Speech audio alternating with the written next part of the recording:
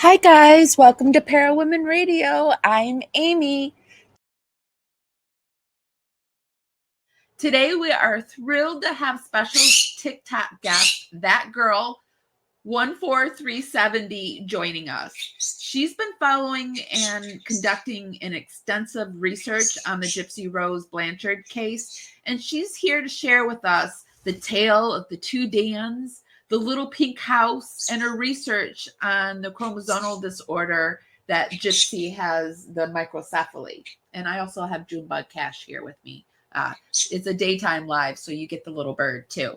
So buckle up, my friends, not into the mic, my friend. So buckle up, my friends, as I consider myself a guessing psychic, and I predict that today's show is going to be quite the ride on Parawomenradio.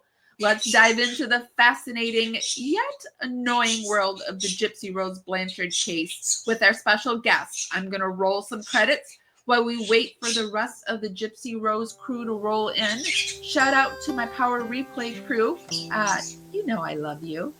It's been a bad day. How I wish that I could just cry myself away. It's been a bad And I have day. been absolutely loving doing the little crossover and bringing TikTok creators to YouTube, because I know a lot of people feel slightly intimidated or can feel slightly intimidated by TikTok. I know I sometimes feel that like that over there. I've said before, and I'm not a boomer, but for some reason when I go over to TikTok, I feel like a freaking boomer over there. I don't know what's going on. I don't understand it, but I'm starting to figure it out. And I am actually also finding a nice little crew over there. And that girl is somebody that I am really excited to bring to you today. So let's welcome that girl 14370. Hey. Hey, I feel like I'm so sorry, but I feel like I'm going to break a lot of hearts today with the information that I have. Oh, I don't even feel like I got all of the info that we're going to share today in the intro, because there is just a lot that you have. There absolutely is. And I have kept my mouth shut for so long on a lot of, I didn't want to break anybody's heart or tell anybody that they were wrong, but there's this lovely course and it's literally called Liberal Arts Math. And the crazy thing is it's not math, it's all English. And they teach you the breakdown of English and how to transition it in word forming and what certain things mean and how you form your sentences. And this is what I use whenever I'm listening to the interrogations of both Gypsy Rose Blanchard and as well as Nicholas Godejean. And it has helped me immensely in regards to this. Well, I mean, those are great traits to have, and you have pointed some things out, and I've seen the interrogation just today that I was like, oh, she's got a point there. She's got a point. Everything you show me, I'm like, she's got a point. So it's, and that's another thing. Oh, Junie, come on. Sorry, I had been doing my lives at night because he's a flat talker. If I talk, he really likes to get in the conversation. So if he could cheering us on. Other room. But yeah, I love that we're like sharing information. Like, we know some things over on YouTube that other people, that TikTok hadn't picked up yet, and I'm finding that a lot of things over on TikTok hasn't filtered over to YouTube yet. So I'm really glad that we're cross-pollinating our channels. Well, there's some creators, and I've met a phenomenal group of women that have really taken me under their wing, because I've only been here for a couple of months. But for these creators that I have met, they are very open, very willing. They are creators for creators. I'd be happy to share all of their information and put it on my page. That way, if other creators want to just link up with good people with good information that are there for a purpose, I'd be happy to share that information as well. Yeah, I'm sure that my subscribers would love that, because like I said, TikTok can be a little intimidating. So if you know, like, that if it's somebody that I would recommend, and that if I recommend you, then, we're along the same lines. Like, not everything you say I'm going to agree with, and not everything I say, but like generally we agree with each other. But that's the thing. We are open to constructive criticism. We're open to others' opinions, and we don't all have to agree, but we want to all listen to each other, because there's something that I might have missed that somebody's going to fill in the gap for me, and then I'm going to learn from them. Exactly. And that's the greatest thing. So what do we talk about first? Where do we start? That's the biggest part. So I know a lot of people are waiting for the DCFS information. I know some people are heavily fixated on this voodoo hex information, and I've got information specifically on that I want to share. We have information on Let's Dan. save the voodoo information to the very last, because I also have a live scheduled. I kind of want to just get that kind of juicy and queued up, because I have a live scheduled with this functional cutie on Sunday, and we're going to go into that very topic. That's my girl. Yeah. Yeah. I think girl. a lot of the people that I'm going to put them in the other room. Hold on. I think a lot of the people that I have found over on TikTok are your people. Hold on a second. They are good, absolutely good people. And they're not the ones that want to rumor mill. They want to look into what they were given. And I'm all for like theories and thoughts, but show me the facts on what led you to that theory or thought. Don't just tell me that you heard this from somebody else, because that doesn't help me. Yes. I need you to show me something.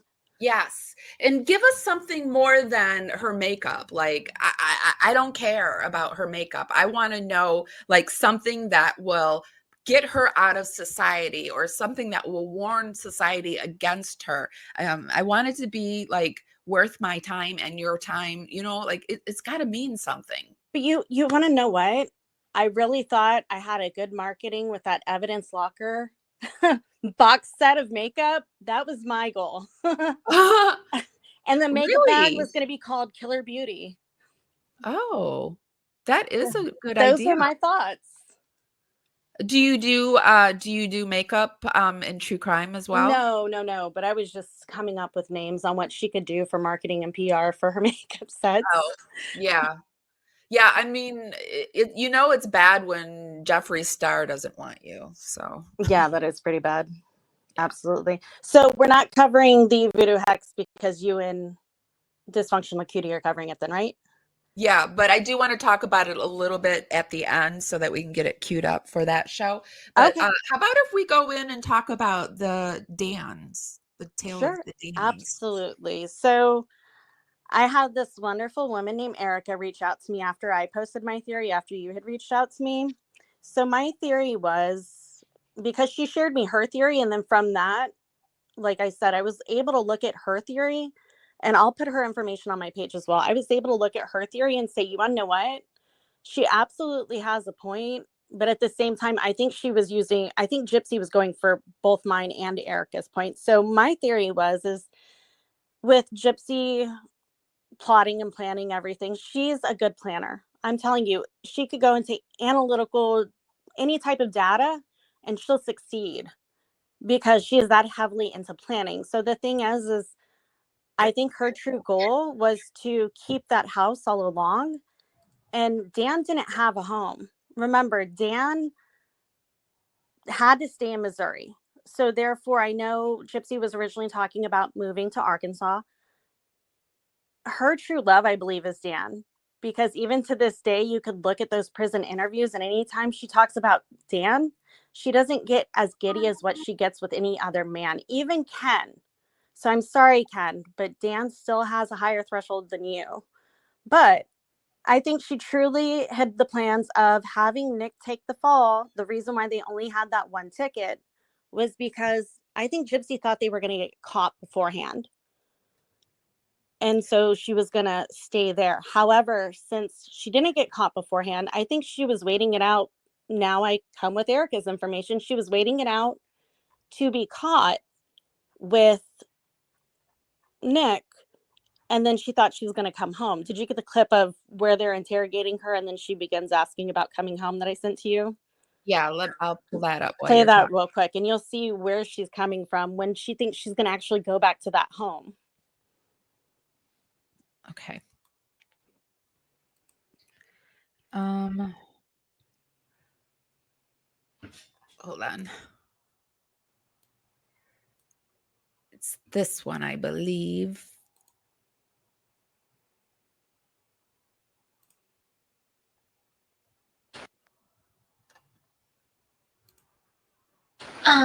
One, what is going to happen to me?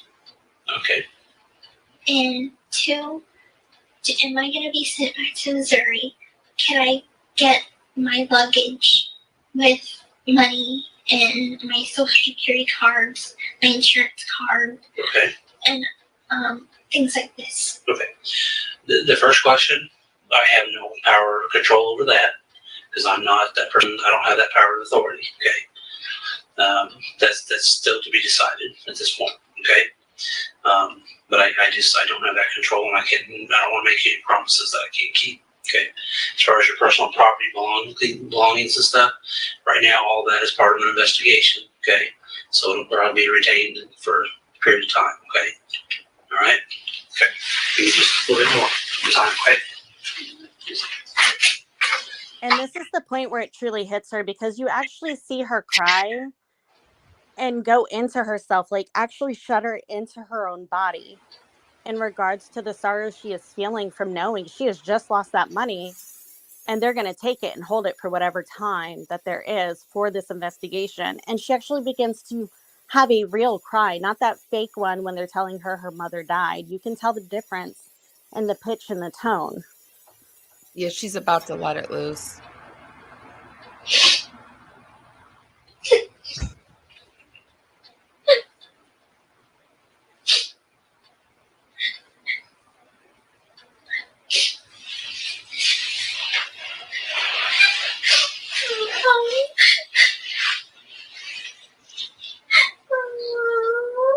That is the sound of her true cry, you guys. Stand up for me, okay?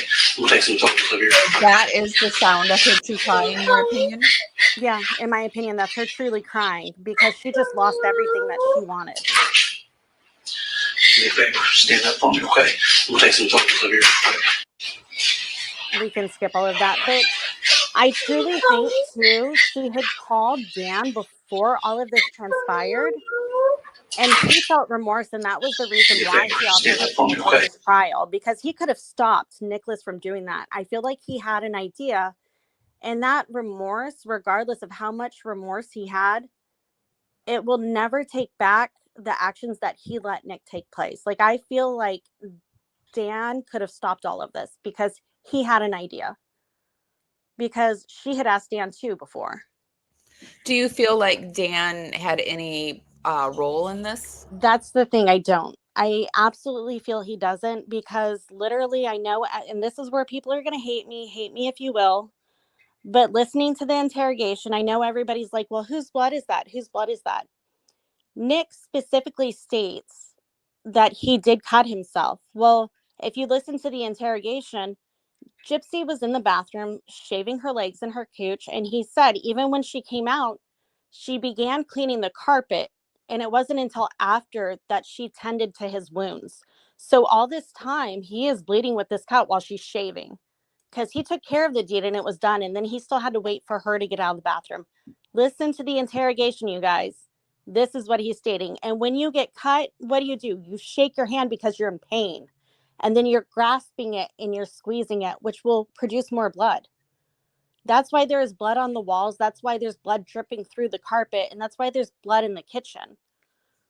It's not because they wheeled Dee Dee's body somewhere. And with the blood, and this is where you're going to hate me even more, with the blood not being in her bed, in the interrogation, I'm going to first go with what Nick said, and then I'm going to tell you from my experience being in a cath lab and medical.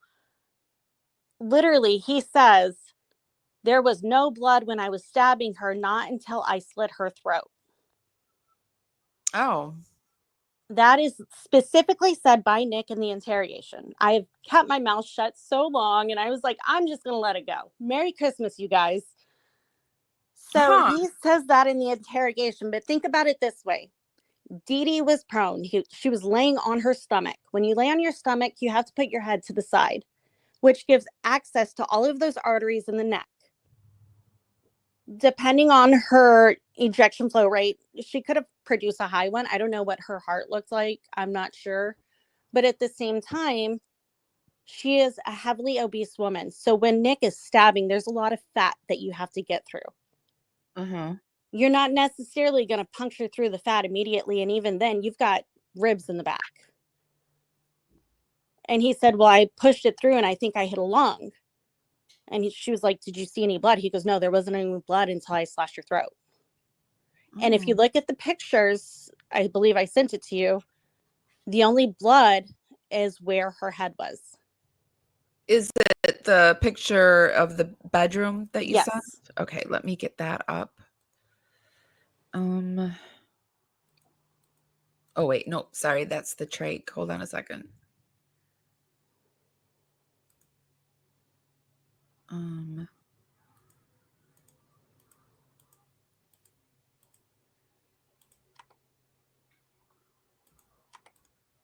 Let me see. Oh, I cut it off, I think.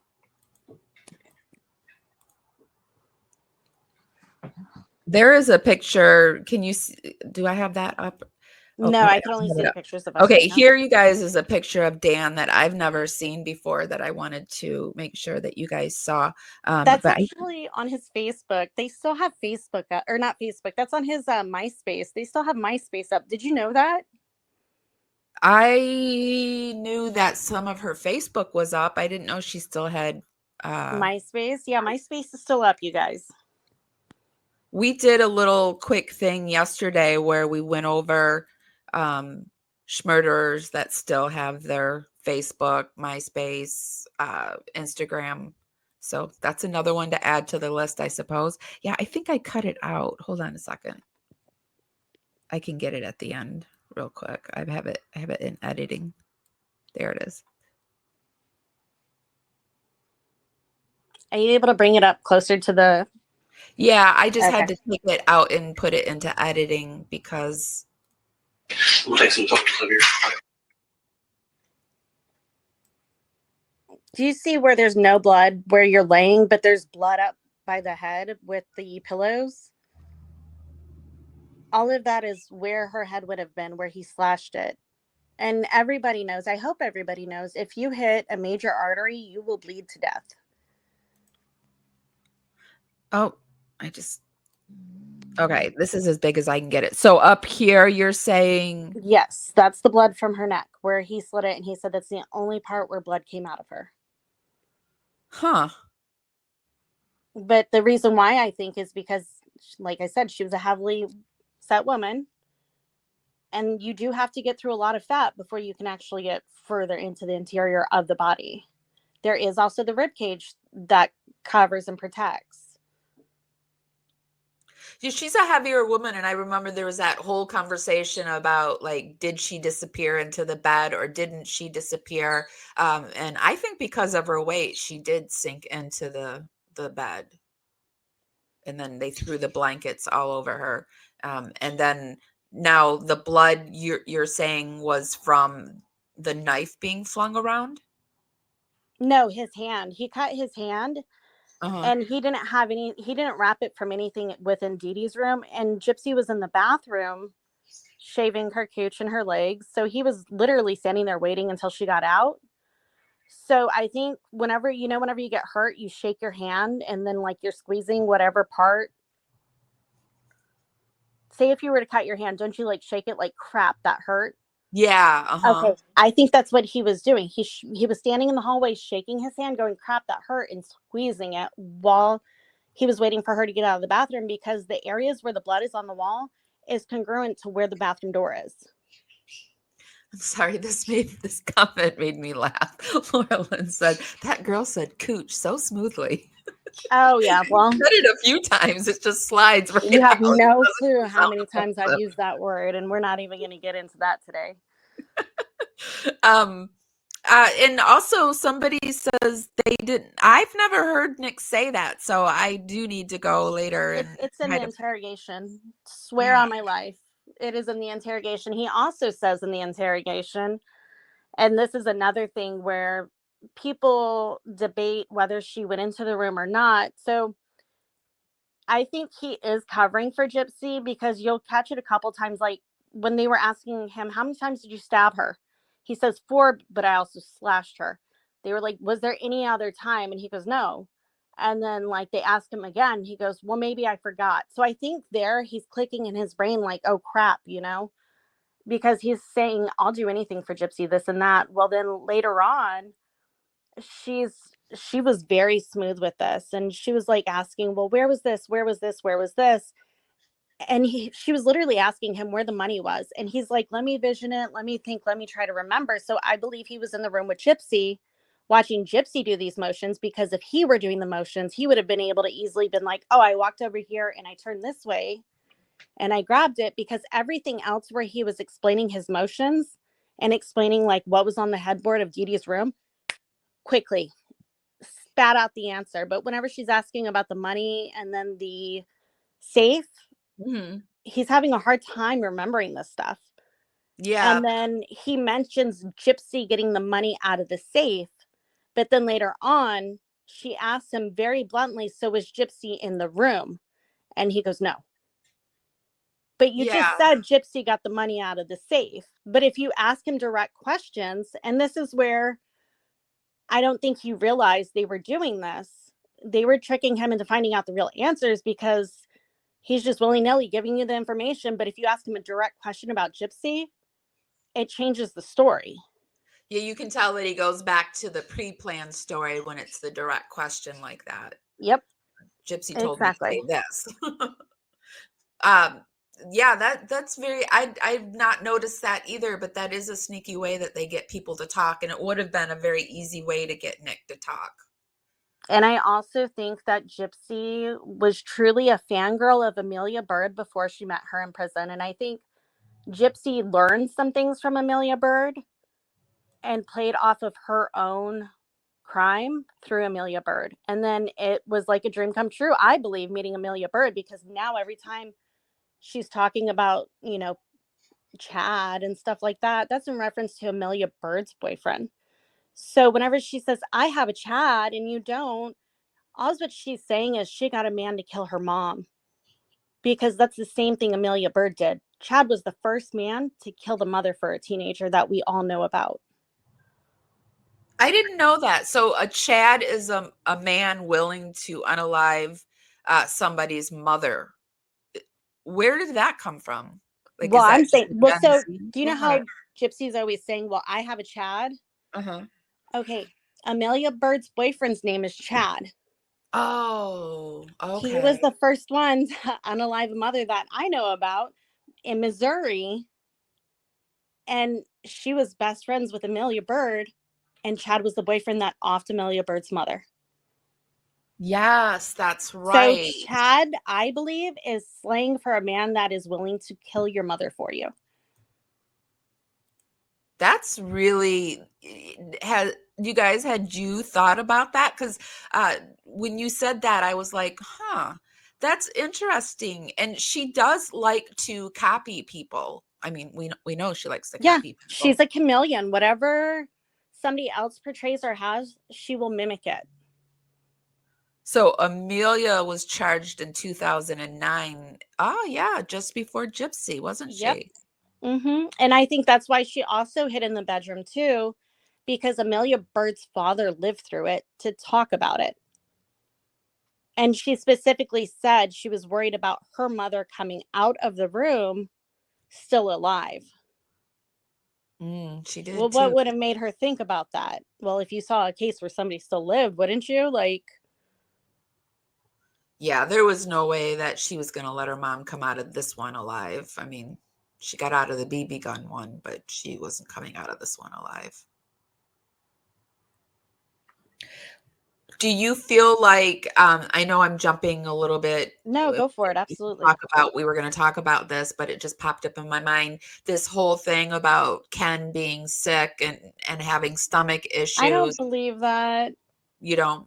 Because No, I thought, like, because she's feeding I him think Roundup. Is it like Roundup meatballs that she's giving him in her so. voodoo It's not even that. pasta? I strongly believe, because contracts for Lifetime went out back in March and April, that right now anything to strum up any type of attention to make Gypsy a hot commodity, because the more you Google her, the more you search her, the more you talk about her, it's going to create numbers to make it look like to different companies that she is a hot commodity. So she will want to be wanted by those companies, because guess what? Who's the most searched person? Okay, we want them carrying our stuff, because no matter what, good or bad, they're going to show that product for us.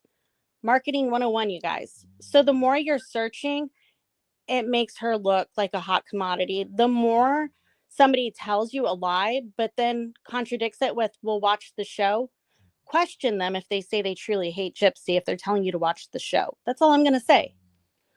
Yeah, I like to do searches of Gypsy just to see what is popping up, because she really whitewashes this first page. Whoever's doing work for her does work overtime, and they make sure that whatever pops up is the narrative, the Gypsy Rose narrative.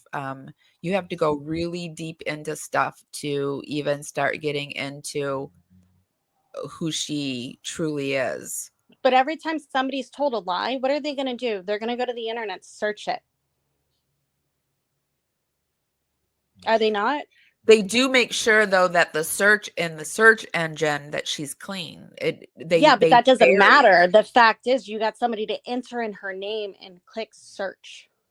Oh, yeah. But I'm saying, too, on top of that, they're getting the searches, but they're also making sure that if you just type her name in, nothing bad pops up. Like, none of her, who she truly is, pops up. You have to really go deep into it. If you want the truth, go to put TikTok. in things like Gypsy Rose Blanchard liar, and that will even still pop up something. Somehow it'll be something positive. Oh, yeah, wait. it's ridiculous. Oh, see here, she's not lying about the important stuff. You'll think it's something negative, but when you look into it, it's not. And she has fake stories that she's written all across the internet, like these kind of the biography, these fake stories, that it's the same story written slightly different over and over and over again. Yeah, but another thing too with all of these stories. So with this whole medical thing, can somebody explain to me why her mother forced her to take these medications and do these things? Why, when did she get to the police station, did she immediately tell an officer at that point in time that she had a seizure disorder that needed to be taken care of? Mm-hmm. And I think at that point in time, when she told them that, it's because she wanted to distance herself from that police station. She didn't want to be there. So I think that was going to be her medical out, is what she thought. They said, okay, we'll let our medical staff know. Little time goes by and she's like, sir, I haven't been taking my medication. So at that point in time with seizure medication, you have to be on a therapeutic level in order to prevent your seizures. If you just take your medication once, that's not going to prevent your seizures. I would know this firsthand because I do have seizures myself. And I have tried and taken every seizure medication out there, guaranteed. So I've been on every seizure medication. So I can talk about her medications. Do you want to play those clips where it shows them talking about basically putting her in the cuffs, taking her to the medical facility? And then when she tells the officer, oh, I was knocked out, I took my seizure medication. And then we'll talk about that specifically. These are more clips from that girl's private collection. This is when they're getting ready to take her. And I also had a question with this, like with your seizure medication. After we watch it, I'll ask. Sure.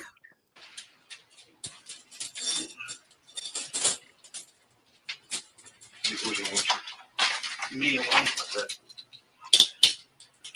They threw grasping for straw, says we are. Hand in on? So you brush off on the road? No, I just happened to be in the wrong place at the right time. Okay. She's better. She's fine. Okay.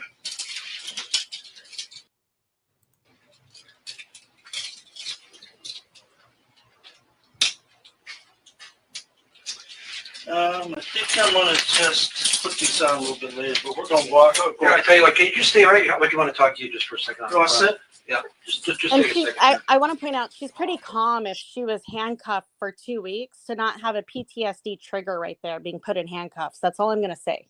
Well, she's really calm about everything. Like the Yeah. second she gets out of prison, she gets a nose job. She goes right under the knife. I mean, Yeah, that's true. yeah, right. Like,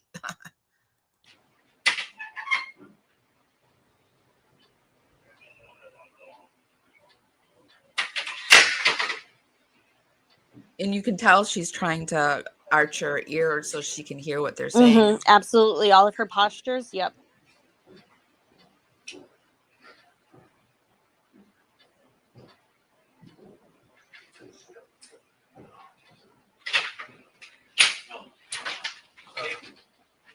Listen, Gypsy? Is it Gypsy Rose?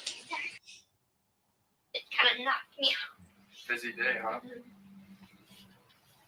It's kind of weird though. When people seeing you in handcuffs, they give you this weird look, and Oops.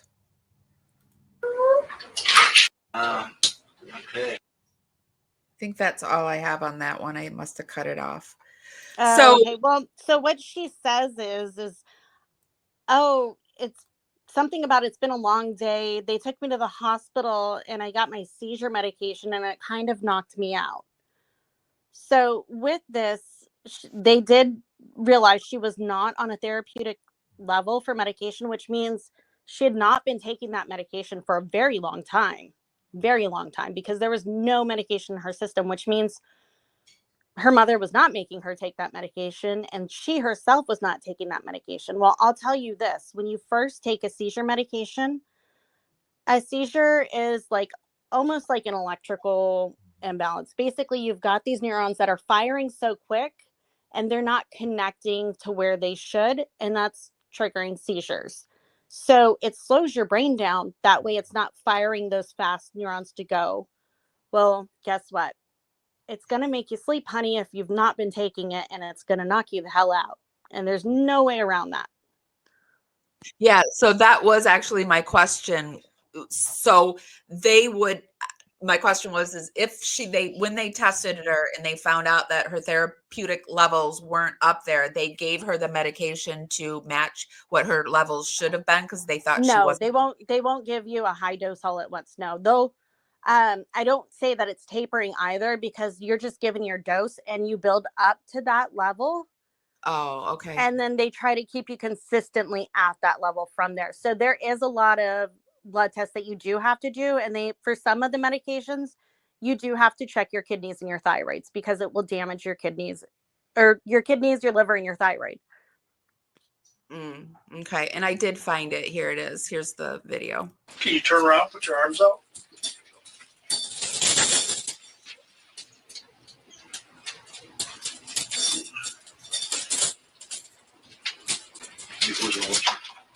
Me alone. They're grasping for straw, says whatever. Hand in on? So you brush off on the road? No, I just happened to be in the wrong place at the right time. Okay. Just for a second. You want to sit? Yeah, just take a second. No, I think that's the video I just showed. So I guess I don't have it. I'm sorry. I can post it, or I can send it to you again later on if they want to check out the specific parts of that. I do have Yeah. Stand up, please. You know what we'll actually Get do you looked is at. when I edit. Can you turn around, put your arms out? When I edit it to put it out there as a video, I will add in the correct videos that we're talking about. So it'll be even better video for you guys. Do you think that at the hospital, and this is just your guess, do you think they sort of knew that she was lying about her medication? Well, if she said I haven't been on it, they probably didn't get specifics because she's in custody. They drew her blood, and then from there later on, they found out that she wasn't on it. So they started giving her the medication. Well, I think she thought she was going to keep up this ruse. And I also think it kind of screwed her when she took the medication because of how tired she was, because you can tell in her interrogation, she's trying to come up with things, but I think she didn't expect to be drugged whenever she was in her interrogation. And that's the most hilarious part to me is, you want to know what? You wanted to keep up your ruse. You thought your medication and all of these lies were going to get you out of it, but you went, kept your ruse up. You got drugged right before your interrogation. Good job, girl. Yeah, that's the thing about Gypsy is there are certain times where like you see karma working right in front of our eyes. Absolutely. And it's like, yeah, perfection. Yep. Perfection. For sure. All right. So I also wanted to go back to Dan because I had a question in our conversation, our pre-interview today. You had mentioned that Dan testified at Nick's trial. What is that about? I didn't know anything about Dan. So I'll send it to you. That way you can put it on there. But it wasn't Nick that taught Gypsy about the BDSM. I have an article and I also have the interrogation. Basically, Dan and Gypsy were doing these role plays and all of these sexual things before Dan was even before Nick was even in the picture. And she tried saying that all of this was because of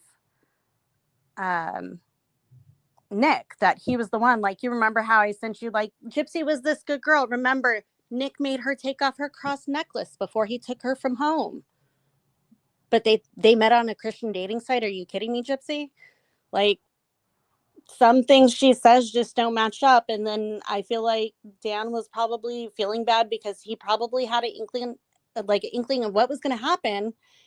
And he did nothing to stop it, because I'm pretty sure Gypsy called him that night. Not text, but called him to have that conversation.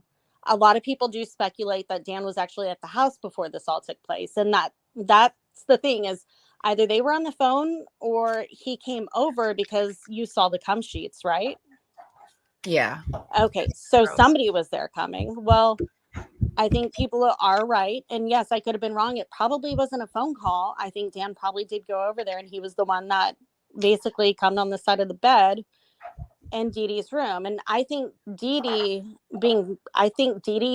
was so starved and deprived from the things that she needed. I don't think Dee Dee could literally actually get up. So whatever Gypsy was doing, she was doing some very heinous things in front of her mother, I think, before her mother was actually offed, because Dee Dee couldn't even fend for herself. And to have that right next to Dee Dee's bed, if Dee Dee had seen that and she could get up, she would have gotten up. Yeah.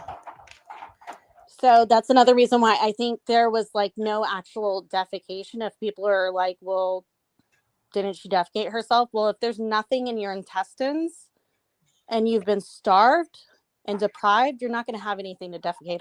I don't believe so. Well, she was really sick right before she passed too. So, I mean, she could have very well not eaten that day or whatever, Well, there was nothing in her stomach. Oh, well, then she didn't eat that day, obviously. Yeah. There was no medication in her system either, which means that was probably for a couple of days, depending on the medications that she should have been taking. Wasn't she in the hospital a few days before she died too? That I'm not 100% aware of.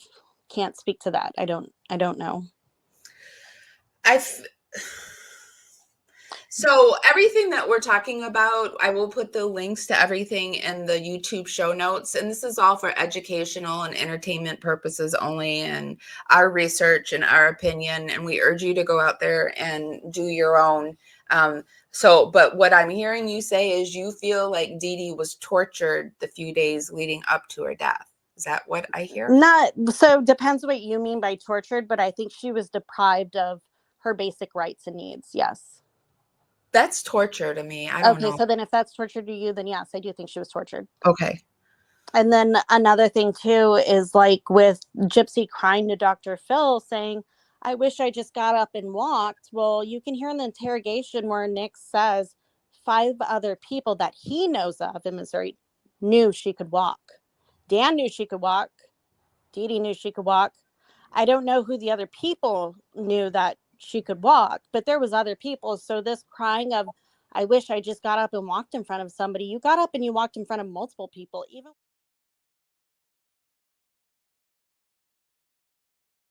And if you're not subscribed, why are you not subscribed? I would really, really, really love to have you as a power subscriber.